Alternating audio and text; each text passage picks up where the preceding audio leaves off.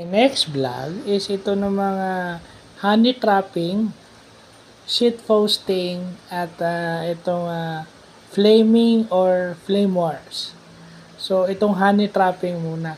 Yung honey trapping is paggamit ng sexual or typical sexual relationship or a typical baga jojowain mo.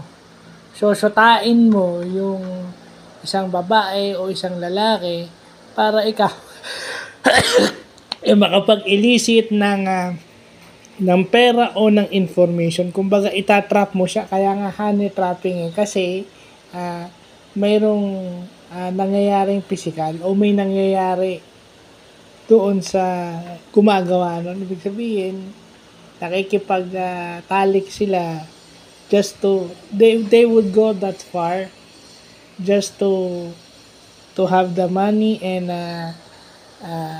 elicit yung information from the target.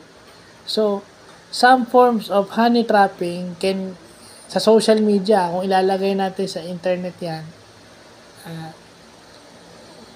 sometimes yung halimbawa na hiniwalayan ka, then makikita mo na lang sa social media mo, sa internet, na gumagawa na ng shit post o gumagawa na ng shit post or trash post. We call that shit posting or trash posting. Meron ka ng shit post sa internet, no? O hiniwalayan ka dahil wala silang pera. Kapag wala ka, yun ang ginagawa nila, sinisira ka sa internet ngayon. Diba? So, related yan kasi yung honey trapping is ginagamit na rin sa mga dating apps. Sabi ng Wikipedia, which is totoo naman. Wala naman akong dating app Kasi single since birth nga ako. So maganda to for educational purposes. Sa mga senior citizens lang to, sa mga 50 years old and above na hindi pa ito alam. So baka hindi nyo alam ibig sabihin ng honey trapping. Typical example si James Bond. Kung nakakapanood kayo ng mga James Bond movies, di ba yung ginagawa ni 007?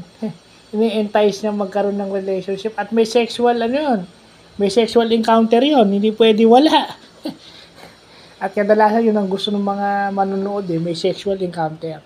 So, yun yung magandang nakikita natin. And then, ano pa ba? Okay.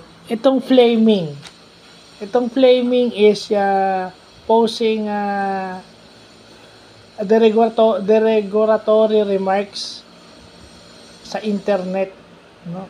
Kumbaga iniinsulto ka harap-harapan, iniinsulto ka ng hayagan sa Facebook, sa X or sa Twitter or even sa TikTok, or minumura ka harap-harapan. Ngayon tatawag flaming. Ngayon, pag bumawi yung kabila, flame war na ang tawag. Diyan yung mga trolls. Kaya yung mga trolls na yan, mahilig sa flame. Yung mga trolls na yan, yung mahilig sa flame wars. And besides, doon sila kumikita, yung mga trolls na yon. Mga online trolls, doon sila kumikita sa flaming. Ang ibang tawag sa flaming is roasting. So, yun. Related yung dalawa, yung isa is parang sinama ko na lang.